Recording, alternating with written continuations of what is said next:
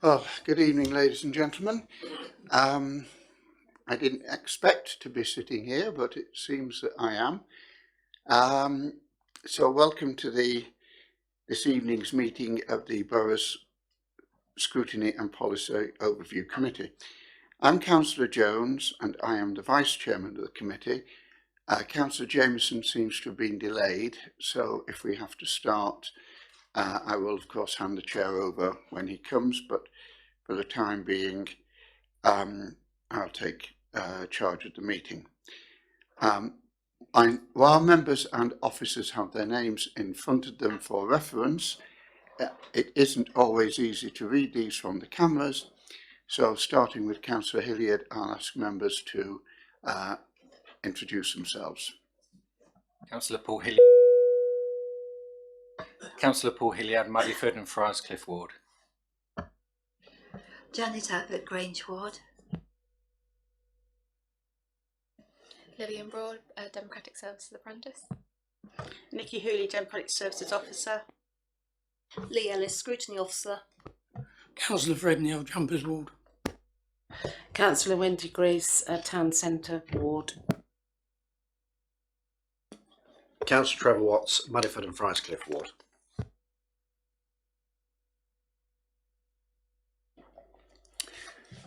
I'll just run through the process which we should be following this evening. First of all, can I ask members to ensure that mobile phones are either switched off or switched to silent ring? I'd be grateful if the one member of the public here would remain quiet while the meeting is in progress. I'd like to remind everyone present that this meeting will be filmed by the Council and broadcast live on the internet and will be capable of repeated viewing. If you are seated in the chamber, it is possible that the cameras will capture your image. By your presence, you will be deemed to consent to be filmed and to the use of those images and sound recordings for webcasting and/or training purposes. As the chairman of the meeting, I can, at my discretion, terminate or suspend filming if, in my opinion, continuing to do so would prejudice the proceedings of the meeting, or if I consider that continued filming might infringe the rights of any individual or breach any statutory provision. There are no planned fire drills for this evening.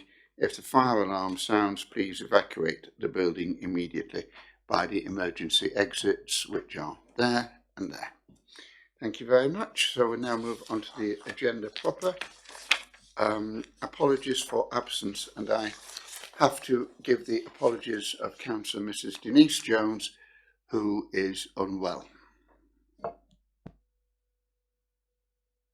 There are no further apologies, so we'll move on now to the declarations of interest.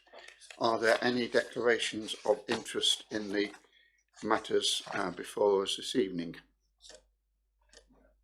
There are none. So, minutes of the last meeting. Can I ask for, do I see a proposal? It's proposed, seconded.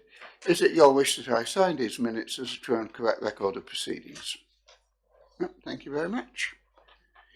So we now move on to the only business of this evening, estimating the cost of construction projects.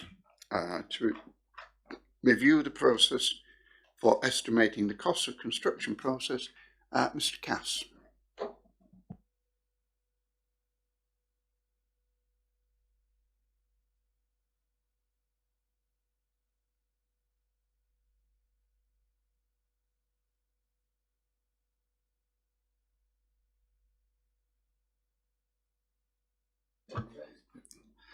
Thank you, Chairman. For the benefits of the cameras, my name is Lindsay Cass. I'm Head of Property Engineering for Christchurch and East Dorset Councils. This report is coming to you as a result of a decision of full council, which on the 12th of December, which asked this committee to review the process for estimating the cost of construction projects. I'll go through the report in sort of 3 stages. The first is the stage that the property and engineering team uses for estimating the initial cost of projects, and the project approval process we then go through, and then I'll go on to the design development stage and the procurement of construction works, and then finally I'll go through the final outturn values of recent significant scale construction projects. So section 3, Chairman, deals with the procedures that we follow. The first part, like I say, is the desk estimates. This is where this is before members have got involved, other than obviously member promoted projects, and the engineering and property team carry out desk estimates based on normally fairly basic information in terms of the scope of the project, and that is then entered onto a capital project bid form. Now, Appendix 2 to the report shows the format of one of those bid forms, and you'll be familiar with those because they have come to this committee and to Resources Committee in the past. That includes a brief overview of the project, the estimated costs of doing the works, and also the input from members. Generally, they're the ward members if it's a particular ward-related project, and also the lead members from normally committee chairman. So that is when the first estimates are produced, and those go through the committee process. They come to this committee, they go to Resources Committee, and they're recommended then in a priority order to full council. And full council then makes a decision as to whether the project should be included on the council's capital programme. Once that's happened, we move on to a more detailed design and estimating stage. So that's the design, development and procurement exercise. And that is carried out by the engineers and the property architects, looking at the work that's necessary, and obviously very closely following the council's contract procedure rules. Now those have recently been amended, Chairman. I'm sure you'll recall that was approved, in fact, by the last full council on the 20th of February, and the members have got a link in the report here to see the current version as amended. Part of those procurement procedures are what we call gateway reviews, and that is where the actual commissioning officer, that's the lead officer in the technical team, goes through the gateway process. And again, that was an appendix to the report that went to full council, and that includes things such as obviously estimates of cost, but also the scope of the project, stakeholder involvement, things like the risk register. All those sorts of things are in the gateway reviews, and that was an appendix to the report that went to full council.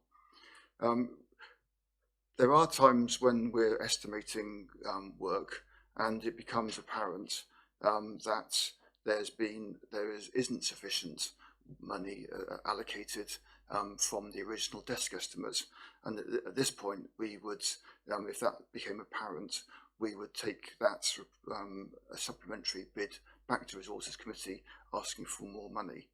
And so the example of that happening has been the Priory car park. Members will be aware that we are looking to do some fairly extensive work in the Priory car park. When we started doing the design development, it became very apparent that there were a lot more complications than we expected in terms of drainage, in terms of Historic England input, the listed building aspects, obviously the Priory.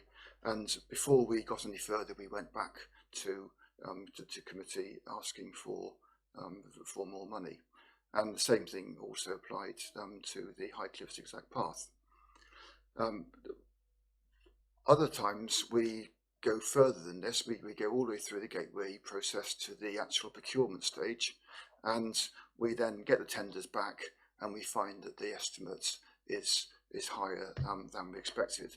An example of that has been the Avon Beach Promenade project, which is, I think, the project which actually prompted this review being taken on, and the members will be aware of the information that went to Resources Committee and then to full council on that project. But what I described there are situations where things haven't gone quite to plan, where estimates have been found to be under the anticipated outturn. But in the vast majority of cases, that is not the case. You know, the desk estimates are within the final outturn costs, and you'll see in Appendix 1 that there are 16 completed projects in Appendix 1, and 10 of those 16 projects actually came in under the approved budget. So that was going all the way back to the project being estimated at a desk estimate stage. And some of them had quite significant underspends. The Christchurch Beach recycling project was over £250,000 under budget.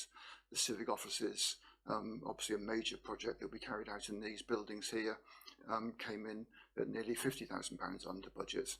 Another beach recycling projects more recently in Avon Beach and Friars Cliff last year came in £21,000 under budget. So there is a good record of our estimating, being on the safe side of the actual outturn.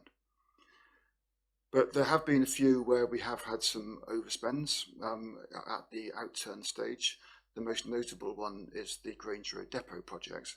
Now that is a project where there was the outturn is nearly £114,000 over, which is a very large price percentage-wise.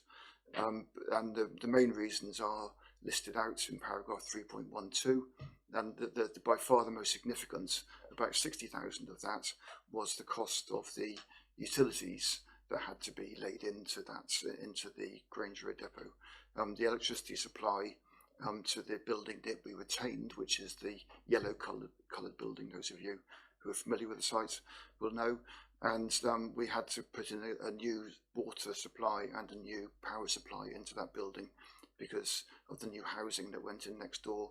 Previously the power came from the buildings that were demolished for the housing, so we had to put in a new separate supply.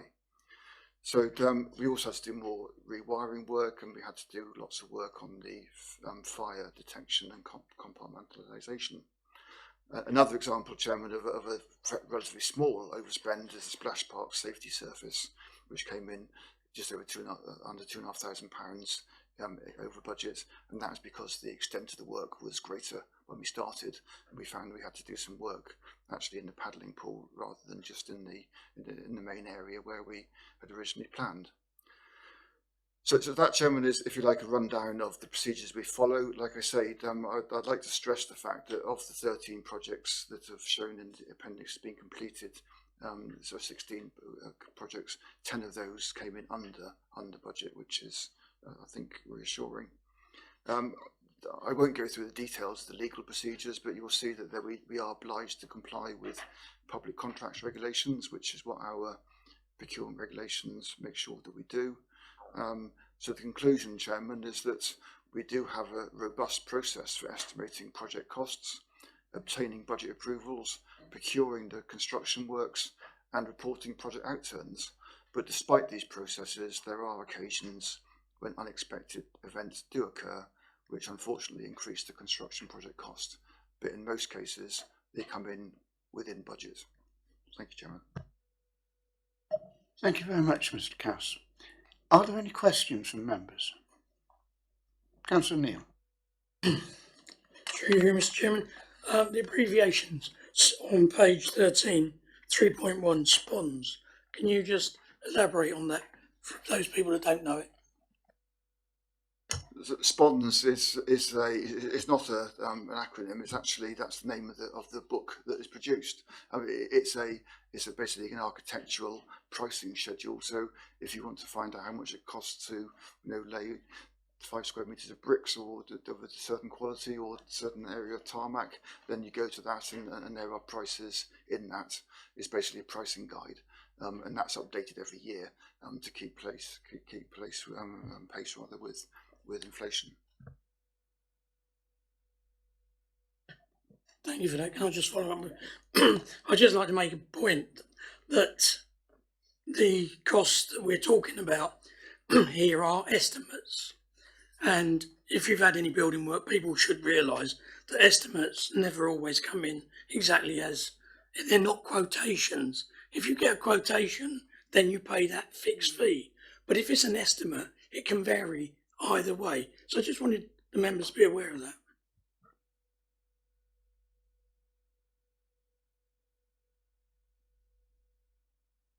Thank you, Mr. Chairman. I was just wondering, at what point, if you know that a project is going to run over, do you go back to committee and ask for further funding? What percentage or what triggers that for the officers to go back and say we need more money?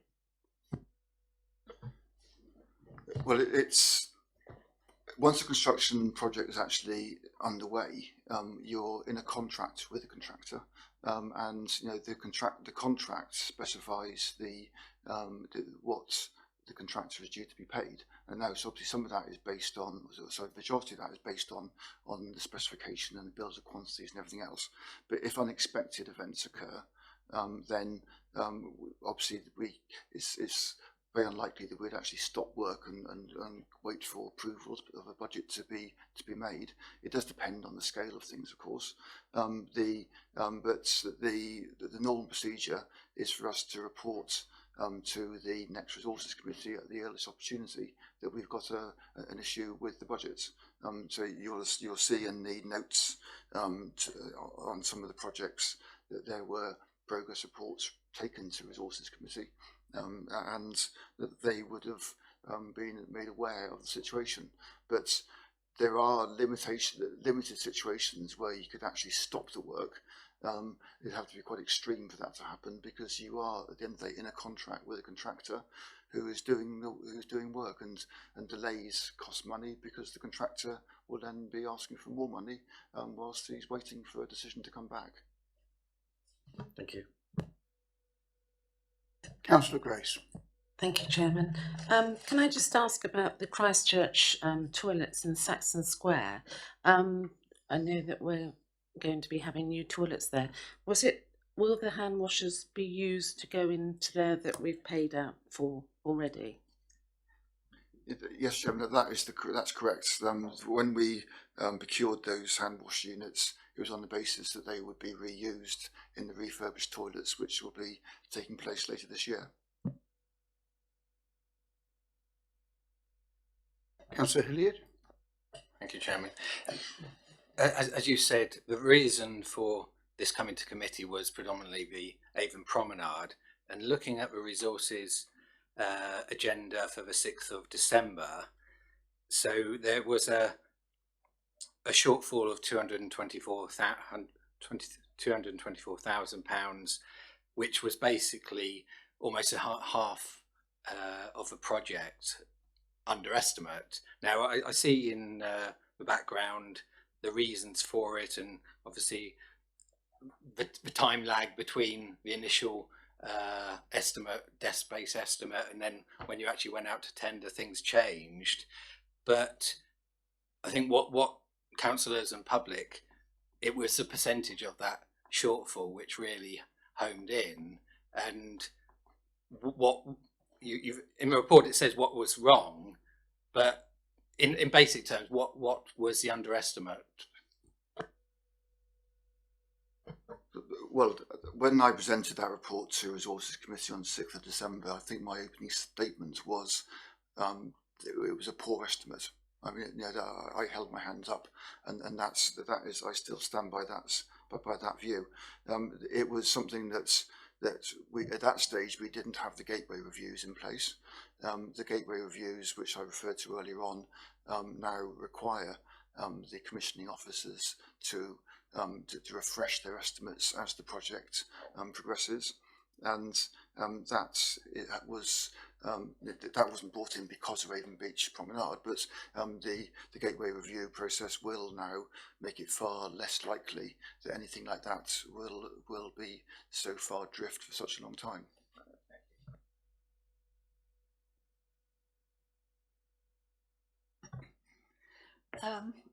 Judging by my own household budget and not having a crystal ball, it's almost impossible to predict the glitches and hitches that are going to happen with any job that's going to go on, anything you've budgeted for.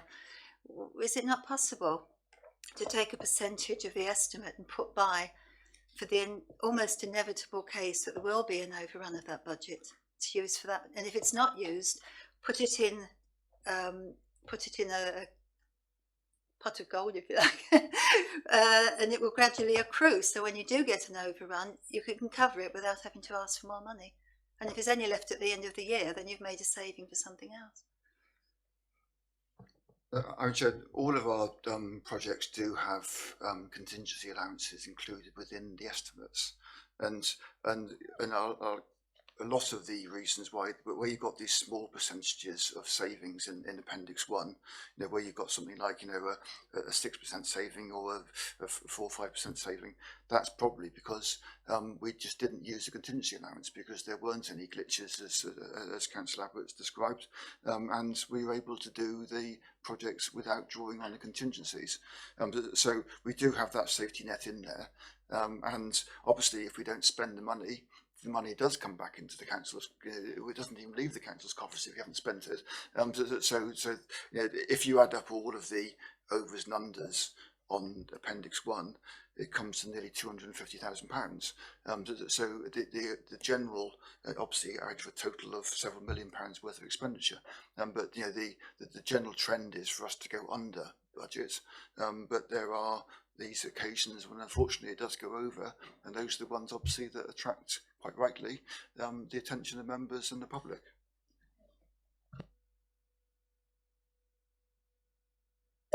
Before I come to Councillor Watts, there's one or two questions I'd like to raise with the officer.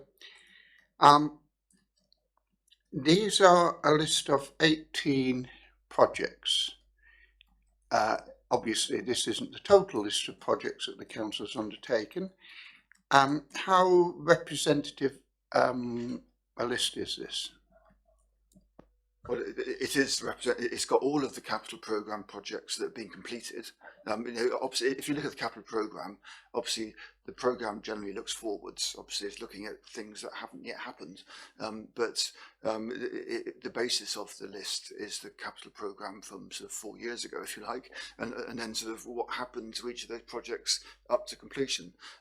So there are, I have to say, some very minor projects that you will look on the capital programme and see aren't there. There's things like the trash screen for the Tewton Bunny culvert and things like that, which is a £5,000 or £6,000 project. We didn't put every single thing in like that.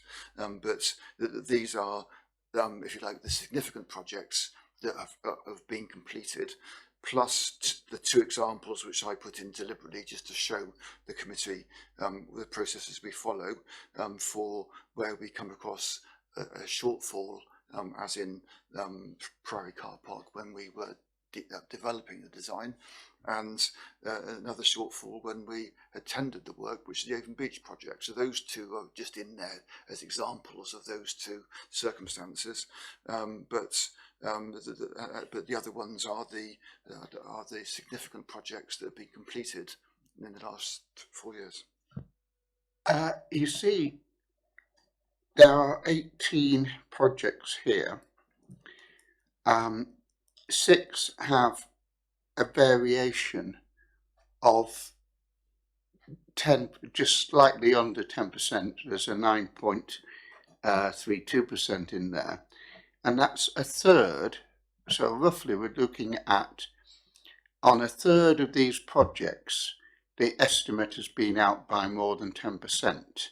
Now, sometimes it's been below and sometimes it's been above, but it does seem to me that that's a rather significant number where your estimating process hasn't quite hit the nail on the head.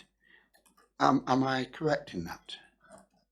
Well, as I said, the majority of these are fairly small percentages, that those around 5-6% will be the fact we had a contingency allowance which we didn't need. So the ones It does, obviously each project has got its own risk analysis in terms of contingency allowance. You know, obviously a topical discussion recently has been the contingency allowance allocated to the zigzag paths, the high cliff, where in that case the contingency is higher than if it was just resurfacing a car park where the risks are fairly low. You know, typically contingency allowances are in the range 5 to 10%. But on high risk projects, they're much higher than that. So most of these here are what I would class as sort of normal risk construction projects. So anything with a underspend of less than 10% is largely going to be because the contingency allowance wasn't used. With respect, what I said was, these are a list of variations of 9% or more where that is either exceeded or fallen below an overspend or an underspend than what you estimated. Now, I take your point about contingency plans, and as I said, it seems to me that if you're going over or under on a third of your projects, and then, well, I accept now that you've tightened this up with the gateway projects, gateway reviews and things, but it still seems to me, bearing in mind I'm not an accountant, I'm a historian, it does seem to me that it's a rather large number, rather large percentage to be out by that much on. Well, Chairman, every project goes over or under. You very rarely get, unless you've got a fixed price contract for a very straightforward piece of work, you know, it's always going to go over or under, you know, because nearly all of these are based on a bill of quantities type of contract where you actually measure the work that's done after it's been done, rather than you estimate the quantities from the drawings, from the design, you then measure it all up afterwards. There's always going to be pluses and minuses. So the only circumstances where we'd actually have a absolutely spot on outturn is when you've got a fixed price contract, and the majority of construction contracts don't provide for fixed price contracts. And even if you did have a fixed price contract, you would still have a contingency allowance in your own budgets just in case a compensation event came up which would result in a cost that isn't included in the fixed price. So, you know, there are always going to be some variations from the estimate for that reason. So correct me if I'm wrong, what you're saying is the fact that a third of your estimates have been out over and or under the outcome you don't regard as being significant. Admittedly, I've focused on the overspends because those are the ones that actually they catch people's eye, quite rightly so. But you know, take for example the Christchurch Beach Recycling Scheme, which is a 29% underspend. Now, in some people will say, fantastic, well done. Others might say lousy estimating. But the fact is, in this case here, that was because the actual quantity of work that was able to be done because of the tidal conditions and everything else in the tide window that we had available to us meant that we were only allowed to shift that amount of material in the time available, and you know then the spring tides moved away and we had to stop work. But you know it achieved the outcome, and luckily it came in 29% under. But I wouldn't class that, using that as an example, as being bad estimating. I think it was just something that was completely outside the control of anyone estimating abilities. Councillor Watts. Thank you, Mr. Chairman. I just want to touch on a particular type of project that you've not highlighted in your report, and that is where we attach a payback revenue to the project. And the one that comes to mind is the Warden's Lodge at Steamer Point.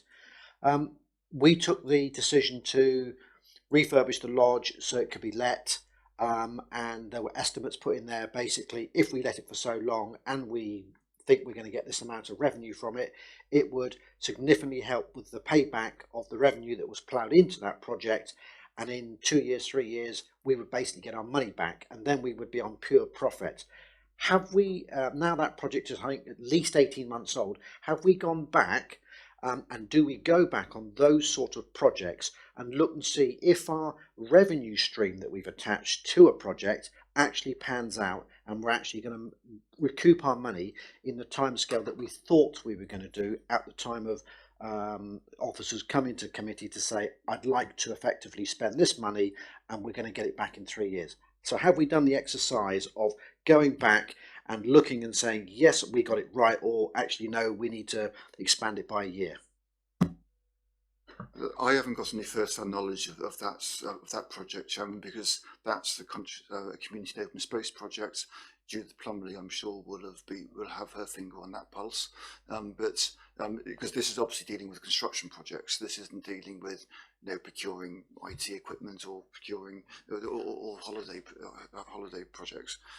So I'm afraid I can't answer that question, but I'm sure Judith Plumley will be happy to give Councillor Watts an answer. Thank you, Mr. Chairman. It does seem to me that is, I don't know whether it fits into this particular topic of estimating, but it does seem to me to be a useful point of looking at. We see, for example, that another authority in the county has borrowed quite a lot of money to spend buying up a retail park. And it would be very interesting to see how much revenue they expect to get out of that. But I don't actually think it's relevant to the process of estimating. What I think it might be something Scrutiny might want to look at in another meeting, because it is, can we ensure that when we think that we say when we're looking at a case where we're spending money in the expectation of a return, do we actually get that return, or what is the rate of return on it?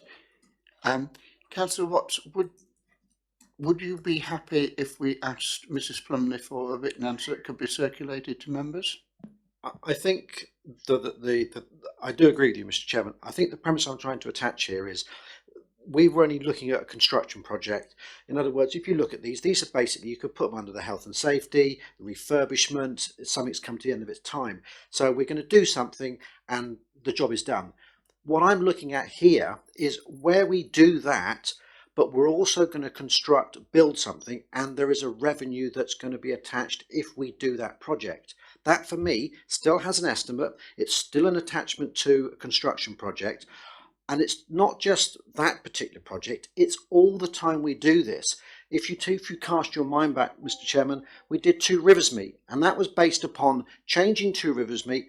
We were going to get extra footfall, we were going to get extra members. It's, do we meet our expectation? If we were running a business, which we are, do we get the revenue that we think we're going to get that's going to help fund future projects? To me, it's all one subject. It's all part and parcel of the same. Yes, these are construction projects. There are other construction projects, but those projects have a revenue attachment to them. And what I'm always been curious to know is, did we meet our expectation? We've done it at Highcliffe Castle when we've put bids in, and other places. So I'm just wondering whether we should be looking at the whole process, and that's just one extra thing I think we should be looking at. Councillor Hilliard. Thank you, Chairman. Just another project which is obviously live at the moment is the Regent Centre. So again, in resources meeting of the 6th of December, 500,000 was allocated from the capital budget. Are you able to update us on how obviously that was a desktop review stage, and then obviously are we in the tender stage, or where are we with that, please? The at the request of the Region Centre, we deferred actually doing the main construction project for the repair work on the Region Centre until the summer of 2019. So at the moment, our only proposals are to put up the structural scaffolding alongside the southern face of the auditorium, and that hasn't gone in yet because we're still waiting for scaffold licenses to be granted by the adjacent landowners, because the scaffold actually has to be on two separate land ownerships alongside our property. So that will go in, we're very hopeful in the next couple of months, and that will basically, give the lateral restraint to the wall and keep it safe until such time as we do the structural repairs, which will be carried out next summer. See, again, as we've heard, the difficulty in the estimates in your report of the 6th of December, you clearly said that work wouldn't happen until 2019, but you're estimating the cost now. How does the system allow for like inflation or material inflation? Yes, Chairman. Again, in the report that went to Resources Committee on the 6th of December, I did explain in there that there will be both the cost of the extra amount of time to hire the scaffold, because we're hiring the scaffold and you pay for that by the week. So there's obviously a cost to that going up, probably 18 months before the work's finished. And also they are including allowance for inflation. So that was built into the estimates that went to committee in December. Just returning to Councillor Watts's point for a moment, and I do appreciate it's not fair to ask this of you because you've had no warning, you can't prepare the papers. I think it is a topic which we might want to look at, how accurate are our forecast revenue figures or even forecast cost figures, because once you complete a major project, then out of capital, then you'll have an ongoing maintenance cost of that, and that is something that I think in not all authorities has that been fully taken into account when they've been looking at a capital project. I mean, for some, obviously, the one here says re-roofing the Haven Inn. We obviously get a rent stream from the Haven Inn, and if there wasn't a roof on it, we wouldn't get a revenue stream.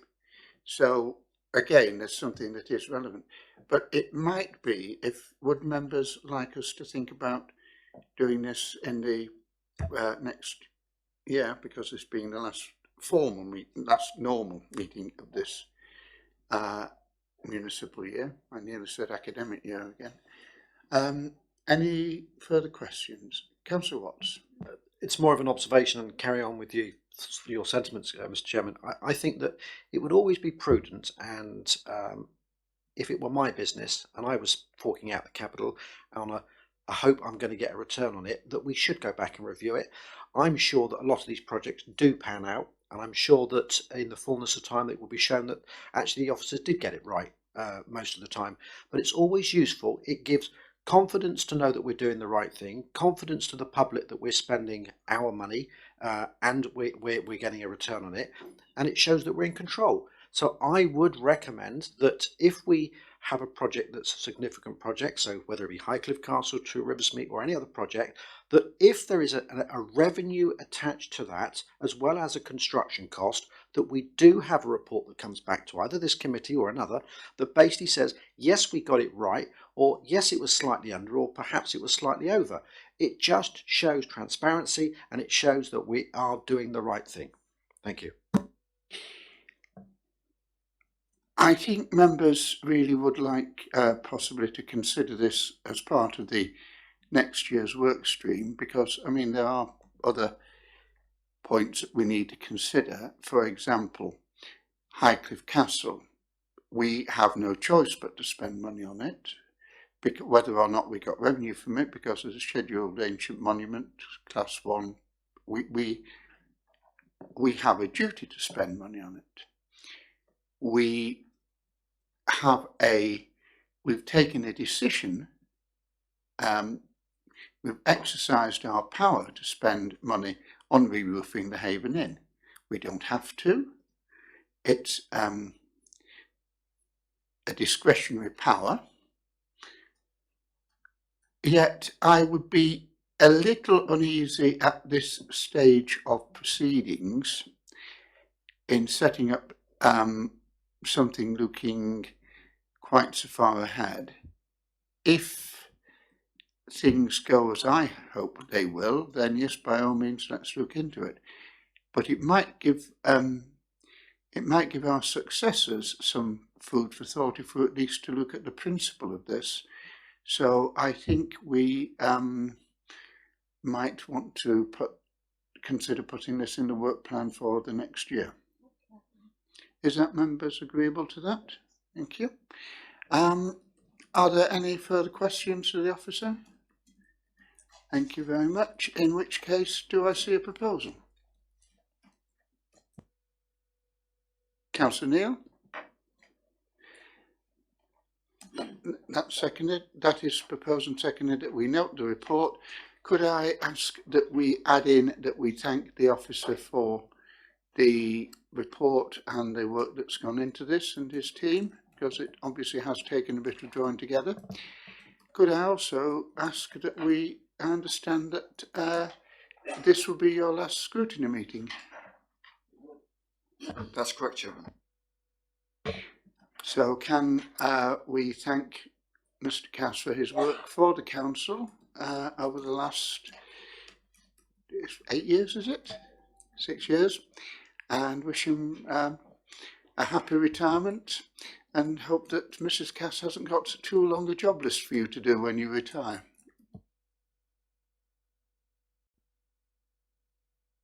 That could be a good delaying tactic. You have to get estimates. Right, thank you very much. The next item is the work programme. Ms Ellis. Thank you, Chairman. Before you is the work programme for the Scrutiny and Policy Overview Committee. Obviously, I'll add into it the recommendation from the previous item. We also have on there the outside bodies report on the Stour Valley and Pool Partnership Joint Scrutiny Committee. So Councillor Hillard may want to add to that. I'd also like to ask members about a potential date for the next special meeting of the Scrutiny and Policy Overview Committee looking at local government reorganisation. There's a meeting of the Bournemouth, Christchurch and Pool Committee on Tuesday the 20th of March. We're a bit tight for time to actually have a meeting before that to look at the reports on the agenda and the minutes from the previous meeting and then feed into it on the 20th. We have actually got a meeting on Thursday the 15th. There's obviously a planning committee at 6 o'clock, but there are several members of that planning committee who are also on scrutiny. I've checked, there's 3 items on the planning committee, and I'm wondering about whether members would like to hold that meeting after that, the special meeting. I think that might be an economical use of time, though I have known regulatory committee meetings, planning committee meetings with one item that have gone on for quite some time, both in my time and Councillor Smith's time, I suspect. But on the other hand, it may concentrate members' minds if they know that they have another meeting. Is that agreeable to members that we meet?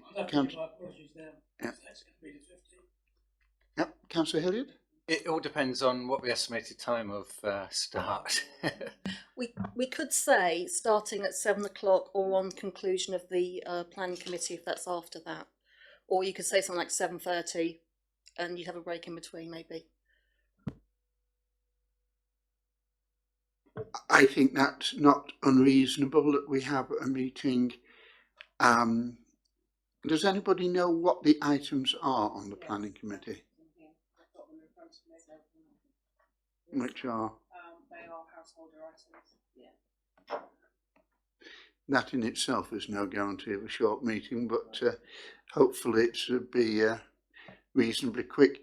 So resolved that we have that the next special meeting be on the 15th on the rising of the Planning Control Committee. Okay, thank you very much. Well, members, I think that's it. 6:45. So thank you for your attendance and your contribution, and I'll close the meeting.